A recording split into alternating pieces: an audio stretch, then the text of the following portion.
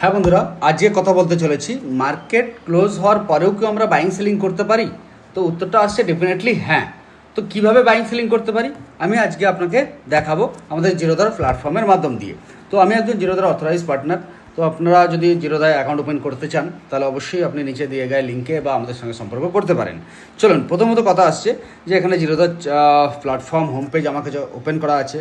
তো এর নিচে দেখুন অর্ডার সেকশন থাকে, এখানে ক্লিক করার পর আমি একটু আগে এই অর্ডারটা লাগিয়েছিলাম, এটাকে আমি ক্যান্সেল করে দিচ্ছি এবং ক্লিক করব এবং ক্যান্সেলে ক্লিক করব, ক্লিক হয়ে যাবে এবং স্টকটা ক্যান্সেল হয়ে গেল। আমি নতুন করে আপনাদের লাগিয়ে দেখাচ্ছি। আজকে এখন হচ্ছে স্যাটারডে টাইম হচ্ছে এখন 2টো বাজছে। তো এখন তো মার্কেট ক্লোজ হয়ে আছে, আমরা সবাই জানি। তাহলে একটা অর্ডার আছে AMO order, after market order. আরেকটা অর্ডার আছে GTT অর্ডার। তো আমরা এখানে GTT অর্ডার বা MO অর্ডারের ইউজ করতে পারি। তো আমি যে স্টকটার এখানে সিলেকশন করলাম, তো স্টকটার প্রাইস হচ্ছে 200 রুপিস। তো এখানে আমি বাইংয়ে ক্লিক করলাম। ক্লিক করার পর আমি জাস্ট 5টা কোয়ান্টিটি আমি অর্ডার লাগালাম। ওকে, লাগানোর পর আমাকে কিন্তু এখানে অর্ডারটাকে চেঞ্জ করতে হবে যে কোন অর্ডারে নিয়ে যেতে হবে।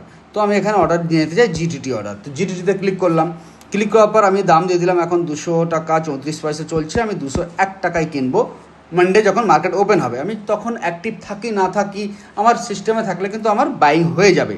এবং আমি টার্গেট এবং এসএল যদি সেট করতে চাই একসঙ্গে আমি এসএল সেট করে দিলাম। সাপোজ এর ধরুন 5% এসএল সেট করছি আর 5% টার্গেট সেট করছি, আমি একসঙ্গে সেট করে দিলাম। দিয়ে আমি এখানে কোয়ান্টিটি আরেকবার ফুট করে দিলাম, 5 কোয়ান্টিটি ফুট করে দিলাম। দেওয়ার পরে আমি এটাকে কিন্তু প্লেস করবো। এটাকে জাস্ট লাইনটাকে ক্লিক করে দেবো। ক্লিক করার সঙ্গে সঙ্গে আমার কিন্তু প্লেস হয়ে যাবে। খুবই ইজি, মানে ট্রেডিং করতে এত মজা লাগে যে যার কোনো হিসাব নেই। ঠিক আছে, যখন কেউ ইন্টারনেট ট্রেড করে, যখন কেউ স্ক্যাল্পিং ট্রেড করে, জাস্ট টেনে দিলাম, ব্যাস আমার অর্ডার হয়ে গেল। বলছি এই স্টকটার ক্ষেত্রে আপনি একটু বুঝে শুনে ট্রেড করবেন। ঠিক আছে, তো স্টকটা আমি বললাম ঠিক আছে, আমার বোঝাবুঝি সব ঠিক আছে, আমি ওকে করে দিলাম। ওকে করার পর GTT অর্ডার আর ব্লক MO অর্ডার। ওকে, এখানে এরা বলছে যে পার্সেন্টেজগুলো এখানে দেবেন না, GTT অর্ডার ব্লক আছে পার্সেন্টেজে। এবার টেনে দিলাম, টেনে দেওয়ার পর এবার কিন্তু আমার হয়ে গেছে, মানে পার্সেন্টেজগুলো দিতে বারণ করছিল। তো কিছু কিছু স্টকের যারা ভাই ভোলেটাইল বা সেখানে কিন্তু এটা পাবেন।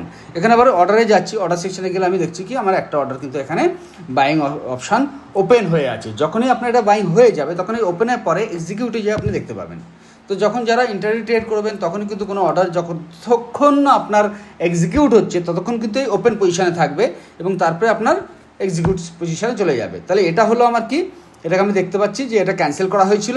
এবং সেকেন্ড, এটা হচ্ছে আমার EMO অর্ডার লেগে আছে এবং এর পাশে আপনি দেখতে পাচ্ছেন GTT অর্ডার। তো GTT অর্ডারে যে আপনি ফ্রেশভাবে নিউ ক্রিয়েট করতে পারবেন GTT অর্ডার।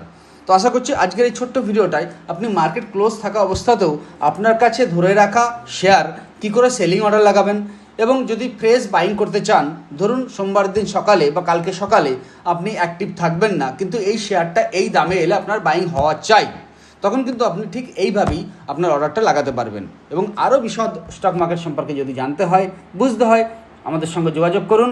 নমস্কার, আজকের ভিডিওটা এটুকুনি। ভালো থাকবেন, সুস্থ থাকবেন।